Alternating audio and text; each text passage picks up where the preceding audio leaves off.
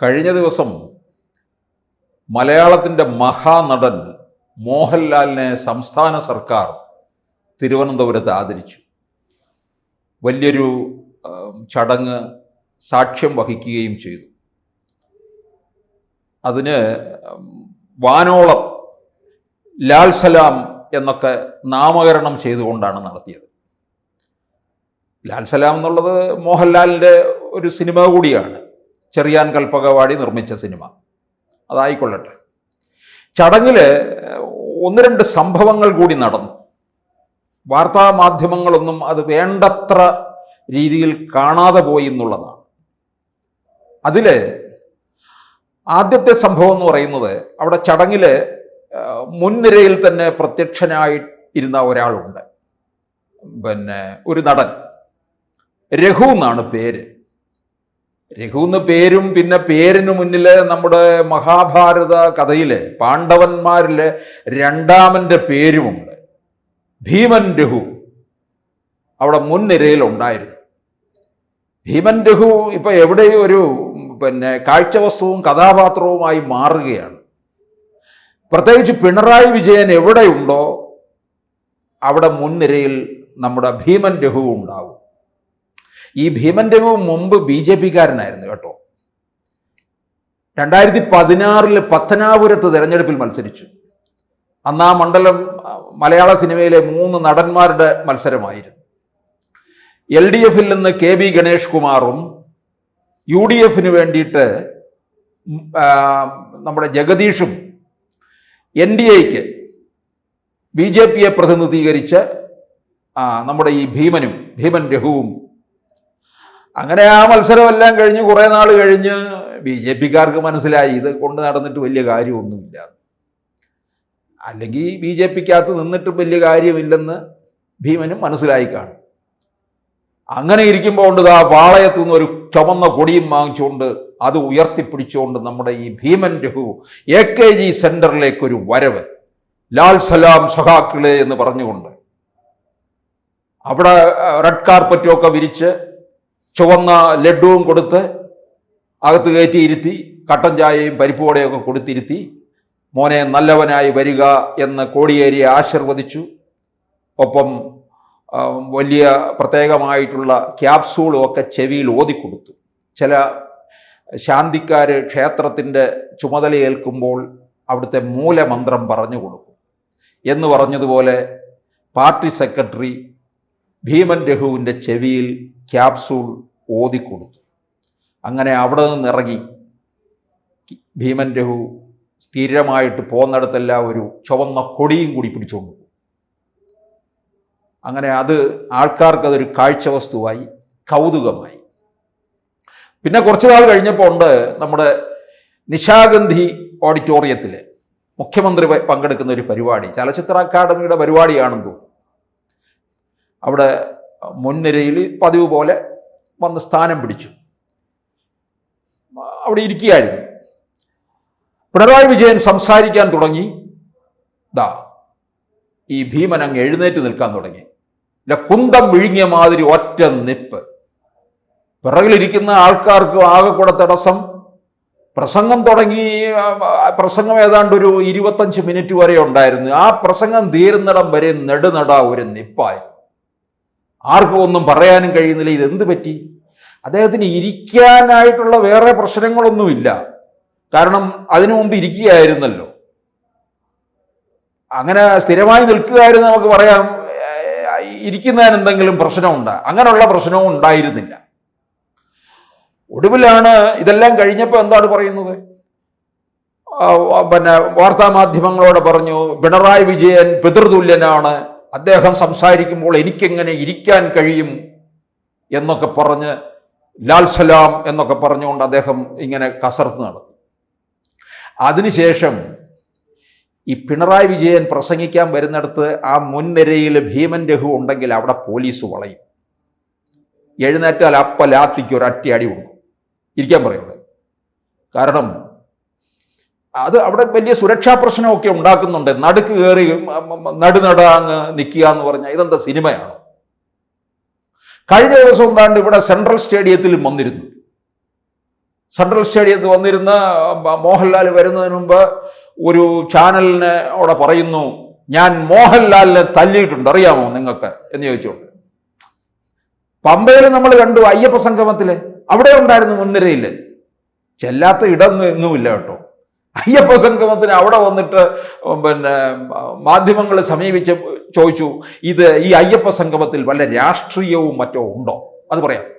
ഇവിടെ രാഷ്ട്രീയം പറയാൻ പാടില്ല, രാഷ്ട്രീയമൊക്കെ രാഷ്ട്രീയ വേദികളിലാണ്, ഇവിടെ അയ്യപ്പനെ കുറിച്ച് മാത്രമേ പറയാറുള്ളൂ.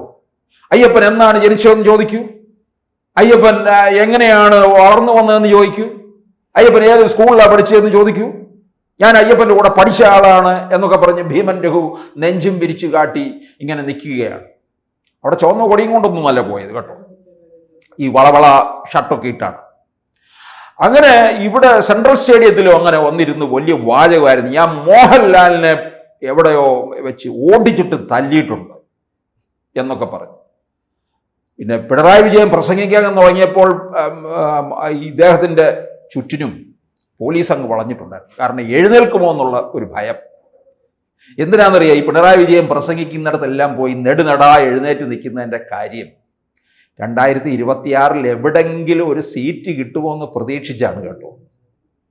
എവിടെങ്കിലും ഒന്ന് നിന്നാ കൊള്ളാവുന്നുണ്ട്, അല്ലെങ്കിൽ എന്തെങ്കിലും ഒരു സ്ഥാനമാനങ്ങളിലൊക്കെ കയറി കൂടാൻ വേണ്ടിയിട്ടുള്ള ഒരു തന്ത്രം കൂടിയാണ്. പിണറായി വിജയൻ ഒരു കാര്യം ചെയ്യാം, അല്ലെ CPM ഒരു കാര്യം ചെയ്യാം.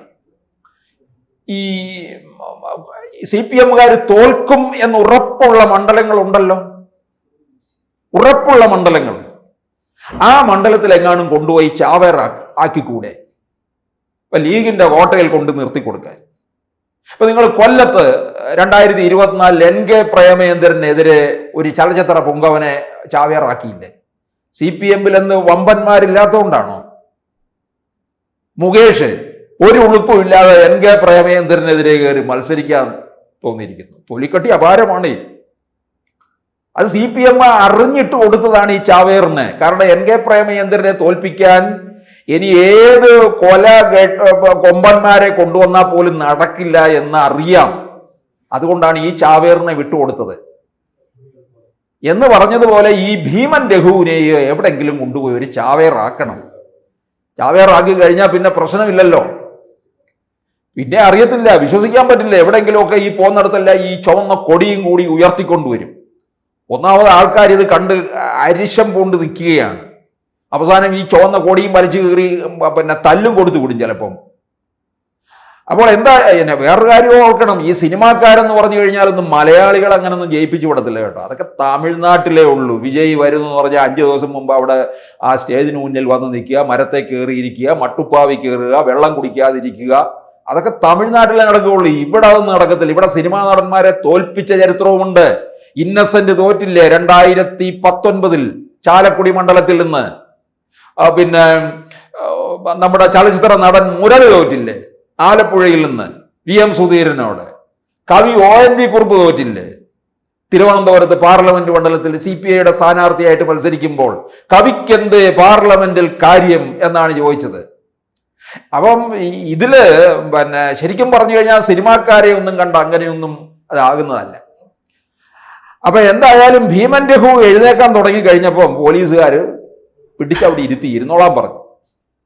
ഇനി മറ്റൊരു സംഭവം നടന്നത്, അടൂർ ഗോപാലകൃഷ്ണനും വേദിയിലുണ്ടായിരുന്നു കേട്ടോ. അടൂർ ഗോപാലകൃഷ്ണൻ ഫാൽക്കെ അവാർഡ് കിട്ടിയ ആളാണ്. മലയാളത്തിന്റെ മഹാനടനാണ് മോഹൻലാൽ. എന്നാൽ അടൂർ ഗോപാലകൃഷ്ണൻ ആര് എന്ന് ചോദിച്ചാൽ മലയാള സിനിമയെ ലോക സിനിമയുടെ ഭൂപടത്തിലേക്ക് കൊണ്ട് ചെന്നെത്തിച്ച പ്രതിഭാശാലിയായിട്ടുള്ള സംവിധായകനാണ്. അദ്ദേഹം വേദിയിൽ ഒരു കാര്യം തുറന്നടിച്ചു. ഇപ്പൊ അദ്ദേഹം പോകുന്ന വേദികളിലൊക്കെ എന്തെങ്കിലുമൊക്കെ തുറന്നടിക്കാറുണ്ട്. മുമ്പ് സിനിമയുടെ പറ്റിയുള്ള ഒരു കോൺക്ലേവിൽ തുറന്നടിച്ചത് ഇവിടെ ചിലർക്കൊക്കെ കൊണ്ടു എന്നുള്ളതാണ്. ആരും അങ്ങ് സിനിമ എടുക്കാമെന്നും പറഞ്ഞ് ഒരു ക്യാമറ കണ്ടു കഴിഞ്ഞാൽ അതും വെച്ചുകൊണ്ട് നടക്കുന്ന രീതി മാറണമെന്ന് പറഞ്ഞപ്പോൾ പലർക്കും കൊണ്ടു. കഴിഞ്ഞ ദിവസം ഇവിടെ വേദിയിൽ അദ്ദേഹം പറഞ്ഞത്, എനിക്ക് ഫാൽക്കെ അവാർഡ് കിട്ടിയപ്പോൾ ഒരാദരവും ആഘോഷവും ഒന്നും ഉണ്ടായില്ല. ശരിയാണ്, വർഷങ്ങൾക്ക് മുമ്പ് കിട്ടി, സർക്കാരൊന്നും അത് വലിയ കാര്യമായിട്ട് എടുത്തില്ല. ഇപ്പോഴെന്തേ സർക്കാർ കാര്യമായിട്ട് എടുക്കാൻ കാരണം എന്ന് അടൂർ ഗോപാലകൃഷ്ണൻ അറിയാം. അത് അദ്ദേഹം പറഞ്ഞില്ല. ഒരു തെരഞ്ഞെടുപ്പ് വരികയാണ്. ഈ തെരഞ്ഞെടുപ്പിലൂടെ ഇപ്പൊ സർക്കാർ അയ്യപ്പന് അങ്ങ് കയ്യിലെടുക്കാൻ നോക്കിയില്ലേ? കയ്യിലെടുത്തപ്പോൾ ആകെ പോയി. അയ്യപ്പ കോപം ഒന്നുകൂടെ ഉണ്ടായി. മാതാ അമൃതാനന്ദമയിയുടെ അടുക്കൽ പോയി സാഷ്ടാംഗം നമസ്കരിക്കുന്നു. ഇനിയിപ്പോൾ ആറ്റുകാൽ പൊങ്കാല ഇടും. ആറ്റുകാൽ പൊങ്കാല ഇടുമ്പോൾ CPM-ന്റെ നെഞ്ചത്ത് നാട്ടുകാരും പൊങ്കാല ഇടും. അപ്പൊ ഇങ്ങനെയൊക്കെയുള്ള സംഭവവികാസങ്ങൾ ഉണ്ടാകുക. അപ്പം നമ്മുടെ ലാലേട്ടനെയും കൂടെ അങ്ങോട്ട് കൊണ്ടുവന്ന് ഇറക്കി വോട്ട് നേടാം എന്നാണ് പിണറായി വിജയന്റെയും CPM-ന്റെയും ധാരണ. ഞാൻ നേരത്തെ പറഞ്ഞല്ലോ, സിനിമാക്കാരെ കണ്ട് രോമാഞ്ചം കൊള്ളുന്നവരൊന്നും അല്ല മലയാളികളെ. അവരവരുടെ കഴിവിനെ അംഗീകരിക്കും, അല്ലാതെ രാഷ്ട്രീയം വേറെ, സിനിമ വേറെ. ലാൽ സലാം. കൂടുതൽ വാർത്തകളും വിശേഷങ്ങളും നിങ്ങളിലേക്ക് എത്താൻ ABC മലയാളം സബ്സ്ക്രൈബ് ചെയ്യുക, ബെൽ ബട്ടണും അമർത്തുക.